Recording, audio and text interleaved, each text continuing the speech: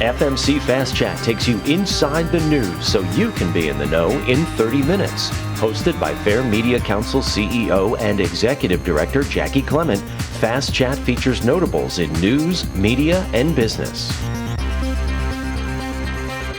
Sreenivasan is a digital and social media strategist, educator, and consultant who has worked with some of the world's biggest media brands. He's a thought leader in the space of digital transformation and a pioneer in using social media for effective communication. Sree, it's great to have you here today on FMC Fast Chat. Thanks for having me. I'm delighted. Because you truly are a pioneer in the social media space. So much has happened with technology. It seems like the pandemic really fast-tracked the way technology is evolving and the use of artificial intelligence now, the way that's come down the pike. How would you describe how social media has changed since you've been in the game? Well, social media has gone from being one of the most important ways in which we connect and share to something that's gone through a crisis and is in the middle of a major crisis. And this is thanks to the people who created and run these platforms. They could have continued to build on the strong and positive underpinnings of social and built it into a way in which we would connect and share in a positive way. For the most part, it was never perfect, but where it is today is so horrifying and terrifying in many ways. So I blame the founders and the CEOs and their teams who run all of the platforms. I think it's safe to say LinkedIn is a place where there is less drama. So that's relatively calm place to be. But otherwise, the other channels that are huge and the ones that dominate are causing real harm in the world. Okay. Can you break that down for the average consumer? You know, the person that logs on and is just posting to their friends. What is it they should know? What should they be aware of? Yeah, so there are a couple of different ways to look at this, right? So you can see the things that social media has done, positive things that the changes it has brought, including giving a voice to dissidents in countries around the world, holding big authoritarian regimes accountable, holding democracies accountable. Also, you've seen them be able to, everyday people could speak truth to power. And we saw things like the Arab Spring, which had a direct and important connection to the world of social media. So you can see those things happen. You've seen the breakout of amazing influencers and social media stars who, in a different generation or era, would be people we'd never heard of, and books that have been successful because of that. So the creative power of social media has been something that we ought to admire, along with what they have done for the powerless and the voiceless.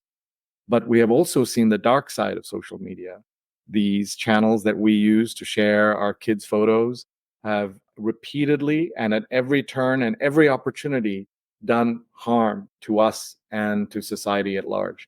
They have divided us, they have poisoned us, and they have exposed grifts that already existed but magnified them in outrageous ways. And at every turn, the social media companies could have reduced the harm, could have helped heal, but they've chosen to divide. And internal memos and whistleblowers have told us that they knew all along. And that's why we are now paying the terrible price that we're paying, and why we're seeing some very thoughtful, very smart people walk away from the platforms. Now, you're talking about giant companies. So does this all come down to the profit motive in the end? Sure. Yeah, I think you could certainly point to that it's profit, but it's also these particular, billionaires who run these companies are somewhat like the billionaires who caused trouble in the 20s and 30s all over the world, the 1920s and 30s all over the world. But the difference is that those folks are mostly interested in personal gain, money, maybe having an ear of a president, things like that. These folks, because of the unique nature of social media, have seen that they don't have to just settle for being fabulously wealthy. They can have put a thumb on the scale of everything from the choices we make about what content we look at to the people we elect to office. So they don't have to just be happy with being rich beyond anybody's dreams or needs. They want to and are able to have influence way beyond that. And I would look at someone like Rupert Murdoch, who's not a social media guy, but who saw the value of social media. As you know, he bought MySpace and has dabbled in other social media. He understood that what he did as a blueprint with media and digital media before there was social media, he could see where things were going with social, and he wanted to do some of the things that these other folks are doing, but even he couldn't pull it off. And I imagine, though, where technology is today and how fast it's evolving, how far behind are regulations? Or is there even any hope for there to be any meaningful regulations in place that put the public interest ahead of the commodity that, you know, the internet itself has become? Public interest is something that we don't think often enough about in this country, and we are paying the price for it. So I think that regulations would be good, but they aren't feasible or possible in the current environment. One of the most amazing things I've seen are repeated print ads in the New York Times, full page ads taken out by Meta and previously by Facebook, saying, please regulate us, saying we need the help. And because they know the help isn't coming, because they know that our governments at every level and across the world aren't prepared. If you haven't watched a CEO of one of the social media platforms speak in front of Congress, in front of senators, and see them run circles around them, then you haven't understood the basic fault lines and mismatch in the regulators, those whom they should be regulating, but don't know how to. And so you ask the people at Meta, they'll say, yes, we want regulation. And everyday people and critics like me will say, we need regulation. So you'd think that's easy, but the mechanisms don't exist, the willpower doesn't exist, and governments at every level of the United States don't know what to do. Thank God for Europe, because the Europeans have shown us the way in terms in terms of things like privacy and holding these people accountable. They've done a much better job than folks in the United States. Does this ultimately come down to a better educated public? And it would be a ground up kind of movement? How does that work? There are efforts that I don't want to sound so pessimistic, but we have to hold these platforms accountable. A lot of good people have left the platforms, but a lot of people are still there also, and they need to fight. So people have asked me for a long time, Sree, how come you haven't left Facebook? And now they ask me why you haven't left Twitter. I have very dear friends who point out it's a Nazi bar now, and would you hang out at a Nazi bar? And my answer to them is that yes, it's a Nazi bar, but it used to be my bar. And I believe that unlike at a Nazi bar, I can be there and shout every day as I do, posting angry things about the bar owner, in this case, Elon Musk, every single day. I feel I'm doing something. And not everybody needs to feel this way. There are very good people, as I said, who have left and have made the case why we should all leave, whether it's Facebook or Twitter. But I feel it's almost like, being mad at Con Ed or one of your local power utility. You could leave, but you could also stay and try to make it better. So that's what I'm trying. I have no illusions that I'll be effective or people like me will be effective, but there is some satisfaction in shouting into the wind. Okay. What role do you think the news media has played in all of this? Well, the news media has been used by these companies, and so they've been a victim, but also perpetrator of the crimes that we are talking about. Media companies have done a terrible job explaining the role of tech in our lives. They've done a terrible job of warning us about the dangers. I might be talking a lot about it now, but I was one of those people who didn't do enough when I had the stage, including when I was at an on-air commentator, a tech reporter on Channel 2, Channel 4, Channel 7 here in New York, I didn't sound the alarm enough. I'd always say I'm a tech evangelist and a tech skeptic, but I didn't warn people enough about what we were getting into. I mean, you can look at it. This is what happens with technology. You remember the first time you got a BlackBerry device and you saw it, as I did, as something that's so helpful. I can be connected when I'm out of the office. And this is a good thing. But it was actually a terrible thing. It was the start of us being on 24/7. Yes, the computer had already made that possible, but the phone made it even more possible. And that's why, again, I praise the Europeans, because they understood that there is something about work-life balance that you have to think about. And I was just with some friends, and one of them's from Europe, and his if he wants to send emails to his underlings, he can send it after 5 p.m. on a Friday, but it goes into a queue and doesn't get released till Monday morning. Imagine if our world was like that in America. So technology always comes in the guise of something that'll help you, will save you time, energy, productivity, all of that stuff. But it is something that will ultimately cause our own harm and cause us great harm, as these companies have done. So I think that more people should speak up. I think more people should fight to fix these, but it's not going to happen automatically. I'm sure we're going to talk about AI. And one of the things I say about the world of AI is that the AI companies will not fix the problems. Just the way the social media companies did not fix the problems. You go back to 2016 and the damaging impact a variety of actors had on that election, including Facebook in particular. And you fast forward to today, and no lessons have been learned by Facebook or by folks who cover these things. So the media, for journalists, and we've fallen into the trap set by the folks who want to destabilize and ruin America's democracy by not being more vigilant. Where would you rank our country in terms of our vulnerabilities and how we're using social media compared to the others? Are you putting us way at the bottom? Yeah, I would put America at the bottom in so many different ways. Some of it is because of technology, some of it's directly because of social media, but some of it is also because the gullibility of Americans. We are talking at a moment before the elections where, depending on how the results go, we could have someone who has caused great harm as an advocate for not getting vaccinated be the head of Health and Human Services in the United States. I'm talking about Robert F. Kennedy Jr.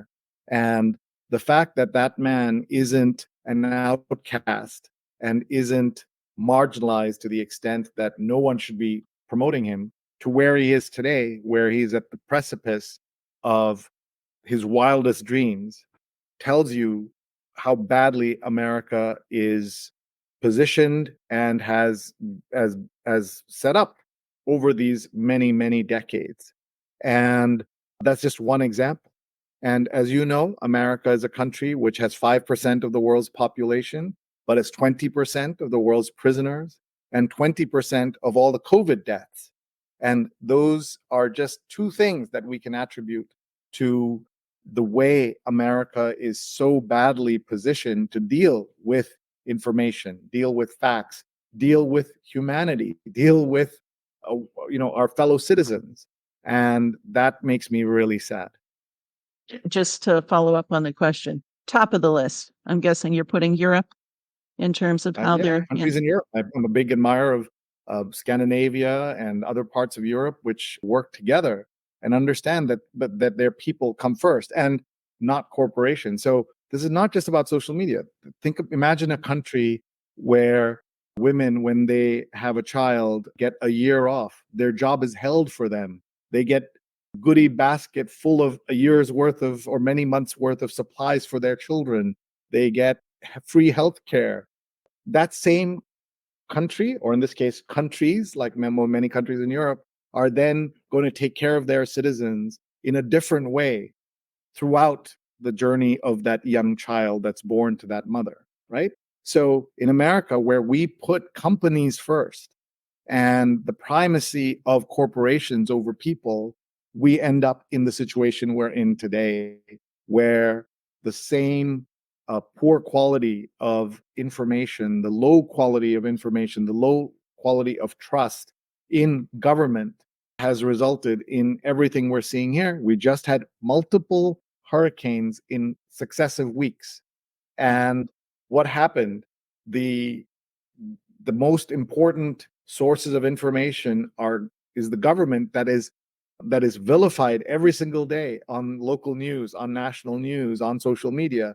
So why would someone believe the government when they say, "Hey, get out of there," because they are taught that thumbing your nose at the government is the most important thing you can do on a daily basis. So that has resulted in this warped situation in America.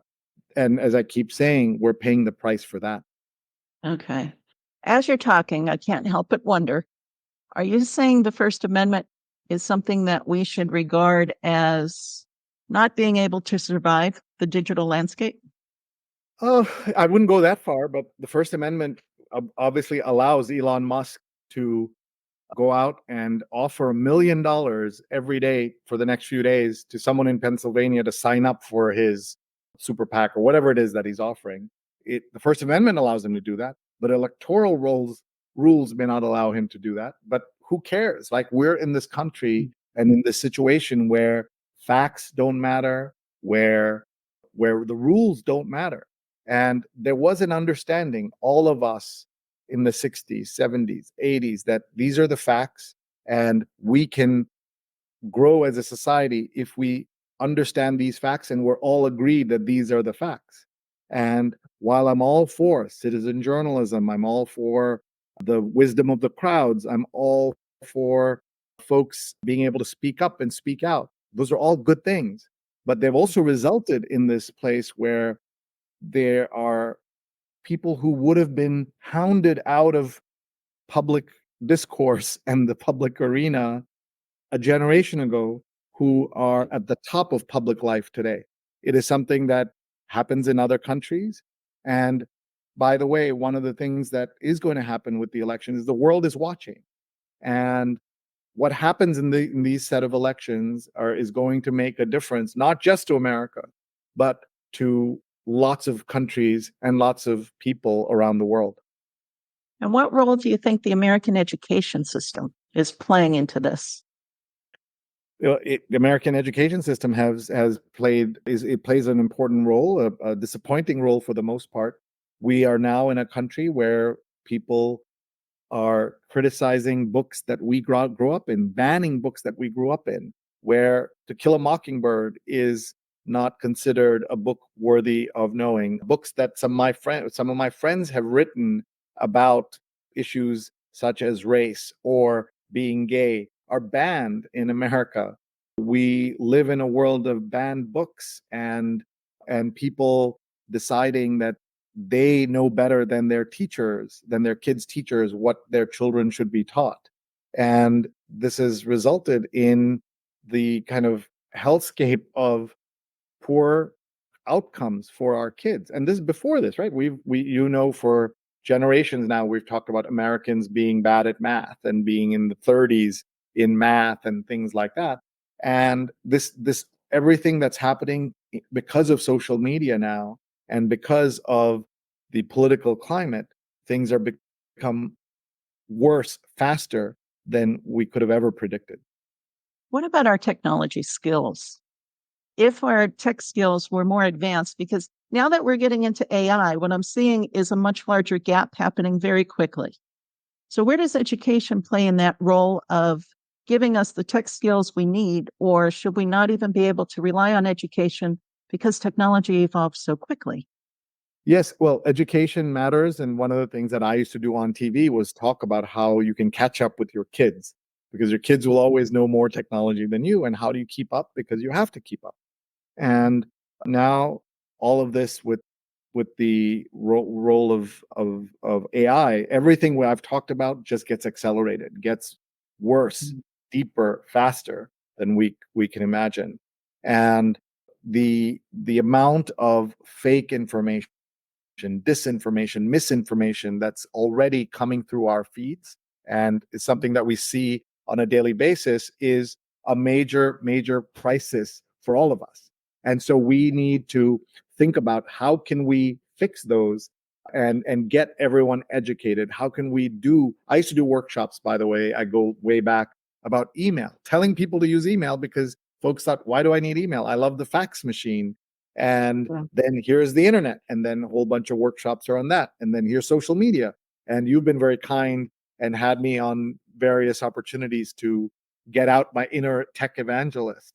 But even in your sessions, I don't think I did enough warning of what's coming. And now I've created a course called my non-scary guide to AI, and I've been teaching it, and I've done it in about 12 countries in the last 18 months.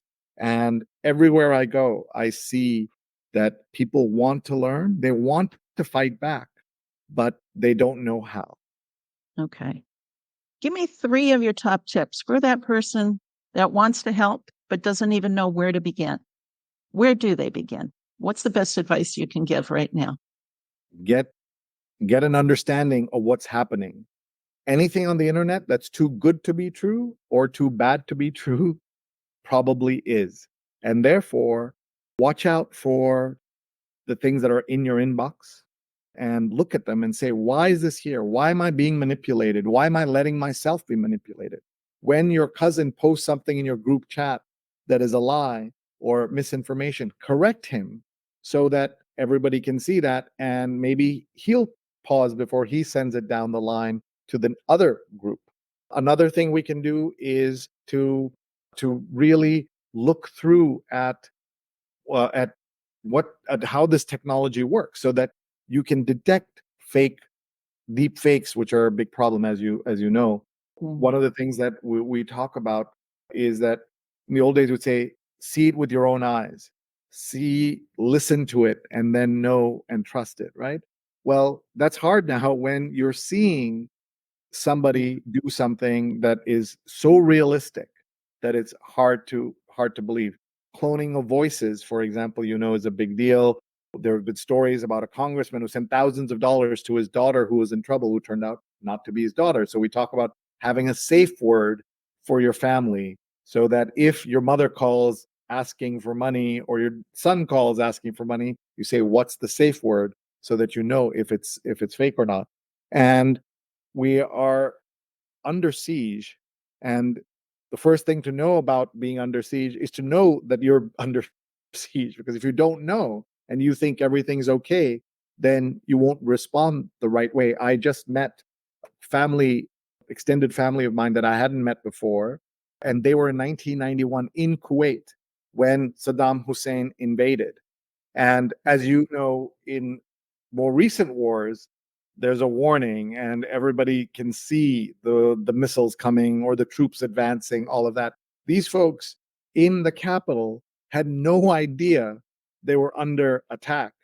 And they woke up and heard what they thought were firecrackers, and they looked out the window, and the Iraqi army had surrounded the police station next door. And so Americans, to me, are like that, where we live in our own bubble, just happy with the circumstances we have, and not educating ourselves, not participating.